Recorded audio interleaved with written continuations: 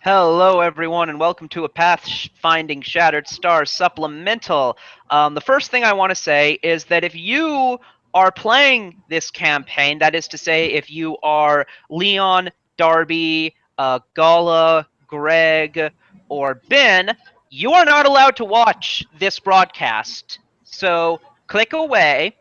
And after approximately the next session coming up on this coming Monday, which will be the 25th, of July 2016, you will then probably be allowed to watch this again. Until then, no.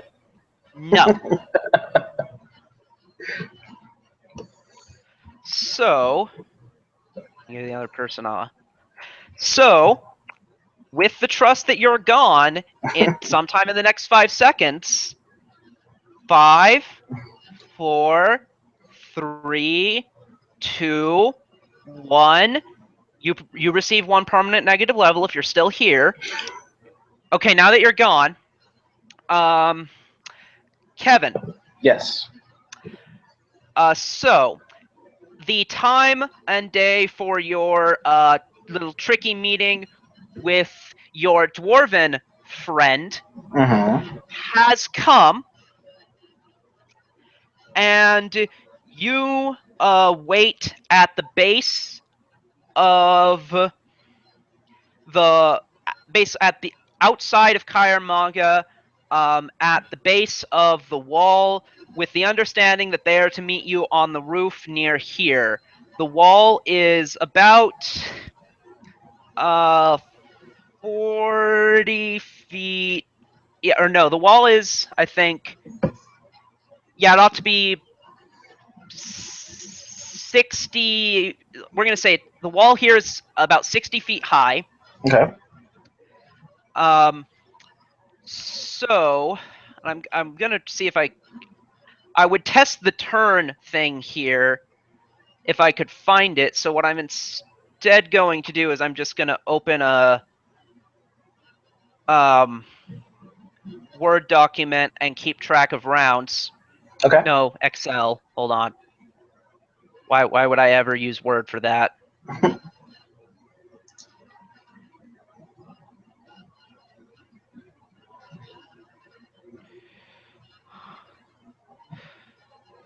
So yeah. So anyways, you begin at the base. You have full health, you have all your castings, you have all your uses of hexes and all of that. Right. And you are 9th level. What do you do? So it's my understanding that I'm supposed to meet the dwarf around here, or is it some distance away? Around here, you are at the base of the wall. You're supposed to meet them. It's your understanding that they are waiting on top of the roof, not too far in from this slice of wall. Okay. Well, seeing as, do I see any obvious ways to get through the wall? There's no obvious way to get up. Okay. So I'll activate flight. All right. And make my way over the wall. Okay. So there's 60 feet up, and so that, yeah, well, I'll say that's probably a double move. Yeah, that sounds about right. You see the dwarf over here, and they start, when they see you show up, they start walking toward you. All right. Do they see me actually flying? Yes, they see that you flew. Okay, so I don't have to bother you hiding it. So I'll kind of float over. So, are we doing it in combat for rounds? No, you're not in combat right now. Okay, just for second round. So I will go over to roughly here and let them.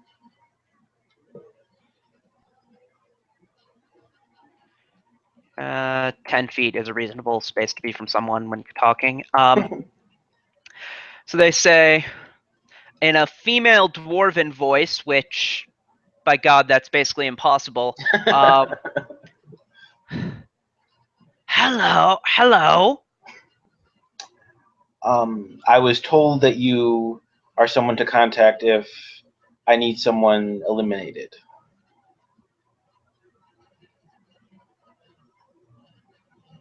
I see. Yes, that would be me, and roll a bluff check. Bluff check. That's going to be that very not good.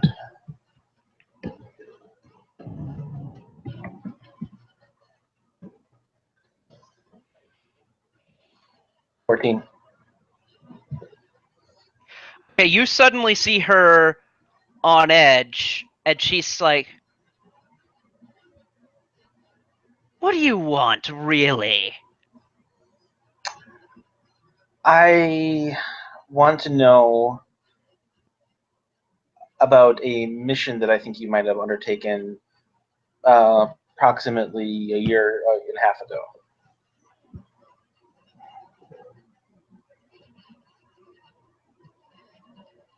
All right, query on. You were tasked to kill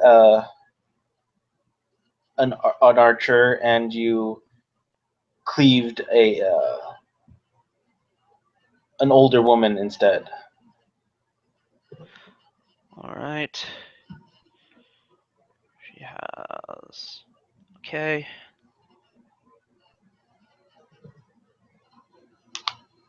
Yes. Do you remember this? Yeah.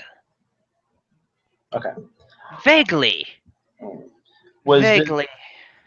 was this something you undertook on your own volition, or were you ordered or paid to do so? Well, of course I was hired to do it. Can you tell me who might have done that? No, that would be against my normal business practices. Well, is there anything I could do to convince you to break your normal business practices?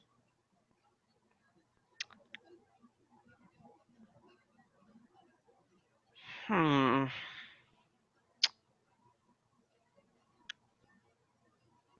30,000? That is a bit steep for my blood. Um, I'll Steep for most. yeah. It's steep for most blood. That's the point of it. Um, I'll offer you my thanks in return as a counteroffer. Yeah, I'm sorry. That's a little short. All right. Hmm.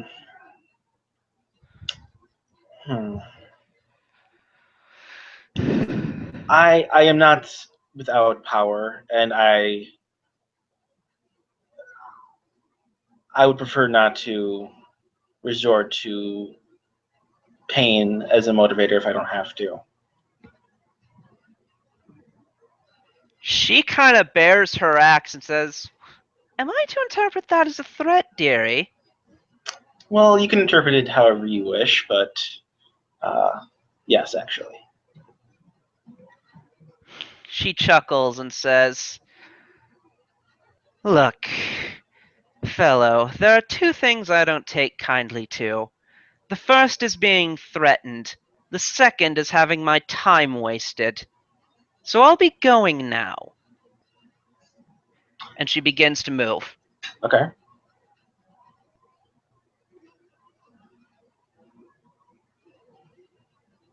Hmm.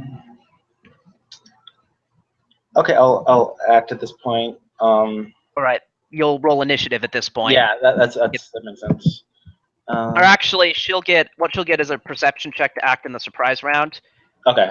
So if she fails this, and she Um, doesn't, she got 22. So it's gonna be a normal initiative, all right. and there will be no surprise round.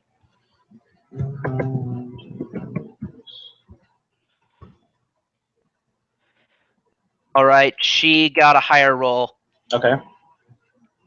So she sees you like notching an arrow, about to go after her, and she snickers and says, "It was you, wasn't it?" It might just have been. Okay. So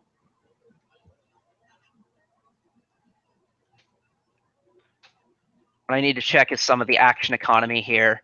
Mm-hmm. See what kind of action various things are. So it is a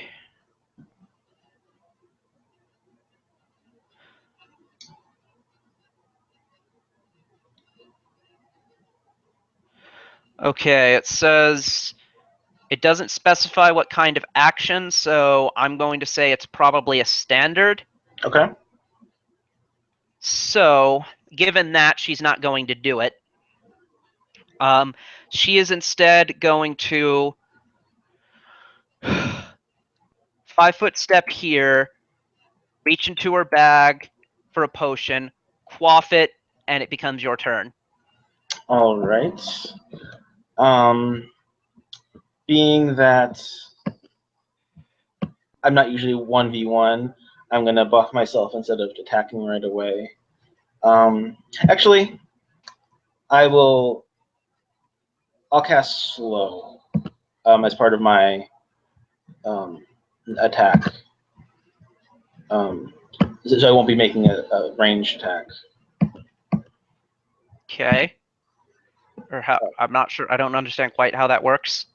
So instead of usually I do a with spell combat with spell strike. I'm just doing spell combat with no spell strike instead. Okay. So it's basically I'm not going to have a ranged attack roll with my spell combat. So she needs to make a will save All right. against slow, which I believe will be 18. Okay. Fails. Okay, she's under the effects of slow. One for takes a -1 on attack rolls, AC, and reflex. Half normal speed, staggered, only a move or standard on each round. All right. I think that's a pretty good debuff. It is. So So now we'll move on to my actual attacks for the round. okay. Or how did you do that? Was that only a move action? That is, it's part of the Magus spell combat where I can cast a spell and still full attack. Okay. Did I screw that up? So she's taking a minus, or Start with many shot attack. Yeah, -1 to AC. So ignore the first bit. We'll start with the many shot attack. Would 20 beat her AC? no, it still wouldn't. Okay. Wow. And how about 24? Yes. Does fire, acid, or piercing shoot her any differently? No. That's 8 points of damage.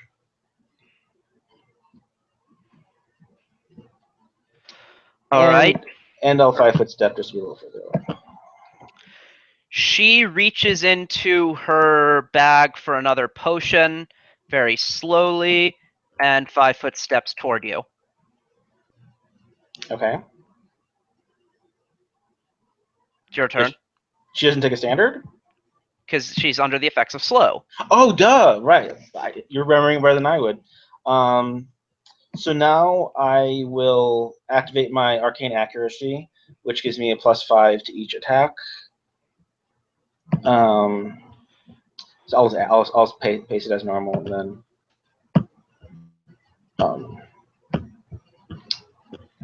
just add 5 to each. Okay, so you buffed yourself? Yeah. So it's a swift action to debuff with that. Okay.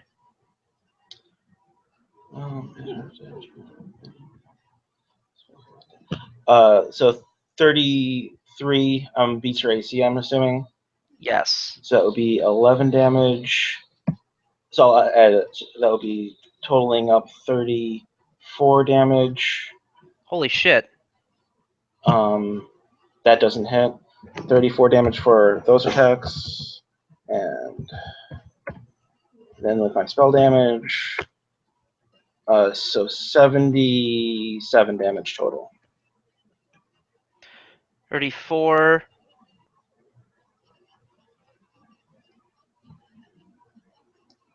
Oh, does 27 beat her AC? Yes. Oh, so that's 91 damage. She's dead. Can we, just for thematically, make her be down just for my own, have a finishing move? No, the dice land how they will. You're Okay. gonna if you're gonna cut this hour. This was supposed to last over an hour short like that. You get her to be dead. Okay. Um, let me look at. I don't think it would work. It works if they're already dead.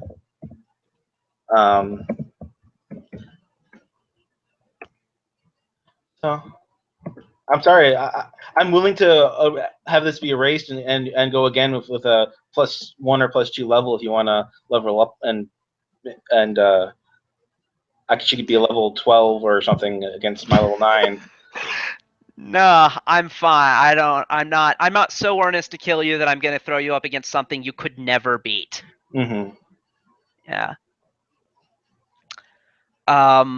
So yeah, you find yourself able to pretty trivially get your revenge. Okay. Sadly, I don't get the information. I don't think I was ever going to get that though. So I have 2 vials, and I will take vials of her blood as a trophy. All right. And would you also like her equipment? I'll definitely take her equipment. Okay, well, in her hand that she was about to drink, you see a potion of haste. Oh, that's a good one. I'll take that.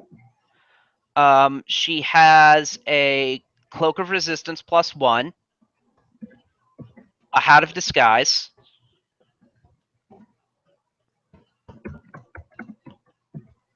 All right. She's wielding a +2 vicious great axe, All right. +1 titanic full plate, Titanic, Jesus. All right. she has a ring of protection +1, Okay. 4 tanglefoot bags, Useful. 3 potions of cure serious wounds,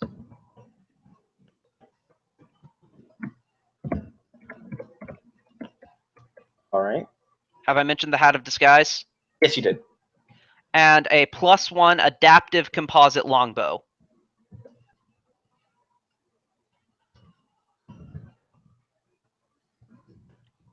What's the strength rating? It's adaptive. But it also has a maximum strength rating generally. Unless the +1 is just the adaptive and not the strength. The it's +1 because it's magic. Adaptive means that it is whatever strength rating. Okay, I misunderstood. I thought that was it would downgrade. I didn't know it could upgrade as well. So I misread the adaptive skills. Okay, that's cool. Yeah.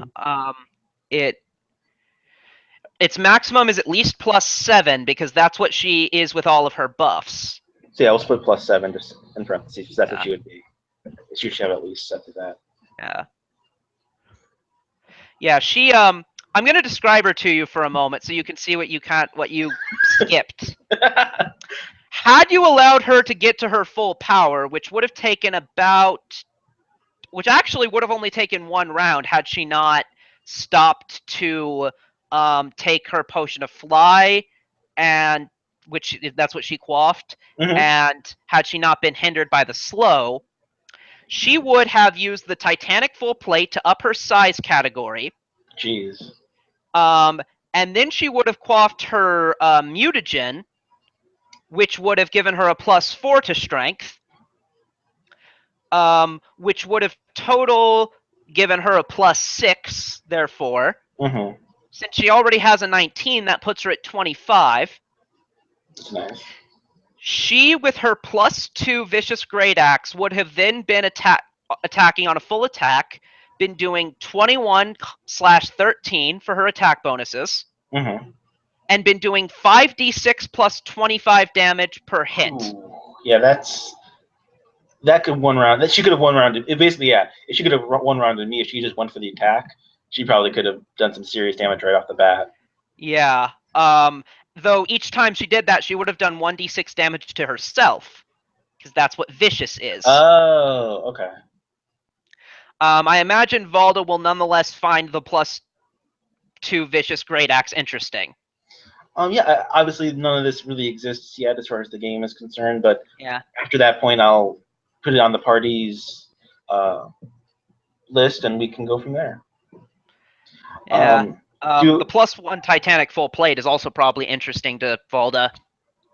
Yeah, I'm sure. So I also look through the body for any indication of a clue as to where,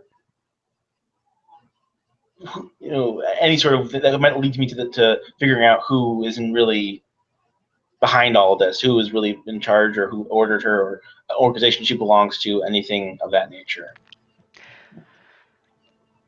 Searching around in her pack, do you take 20? Sure. Yeah, that would take 20. You are able to find a booklet of clients, but it only goes back about 3 months. So you're not able to find who hired her in your case, but you are able to find some people who seem to hire her regularly. Mm-hmm. And on that list, and I'll make up a proper list of it later, but a couple of names you find on that list include the Aspis Consortium, who you know to be enemies of the Pathfinder Society. Um, she was once hired by a fellow called. Let me look up his name here. And do. She was once hired by someone called Cavit M. Tor. Okay. About 3 months ago. But on that entry is basically a bunch of. She is, after writing down properly how they hired her, she scrawled a bunch of curse words and drawn a picture of their dead, eviscerated body. Oh. Um,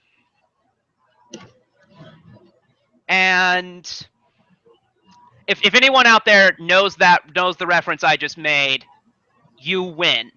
Um, I get the buyer beware. I don't know if there's another reference behind that. uh, Evocative City Sites by Wright Publishing. I wouldn't get that. And there's I'll give a better list, in a more extensive list later. It'll Okay. probably have maybe 10 or so names. Okay. Um, so with all of that, you, I suppose, are able to fly down. Yeah. Sure. And I'll return to the group.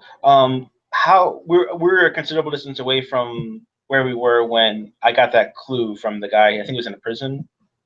Yes. He gets one of the vials at my earliest, whenever it's convenient.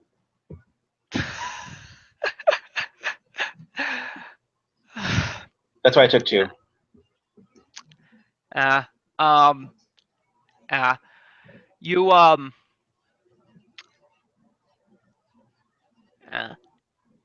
okay. Um, so yeah, that'll be after this module Yeah. probably. I mean, obviously, not pressing. It was just if whenever it's convenient. He's not going anywhere probably. Okay. So you leave, um, and you go back to the party. Yep. You one-shotted her. Well, technically, no. You two-shotted her. Yeah, two shot. But I mean, I probably could have just full attack right away, but I wanted slow just to. Yeah, you're lucky you did, because she would have charged you Right. and done her 5d6 plus 25. Let's Mm-hmm. just see. We're just gonna see. Sure. That has a good chance of putting me down, I think. 30. Would that have hit you? Yeah, definitely hit me. Yeah. Um,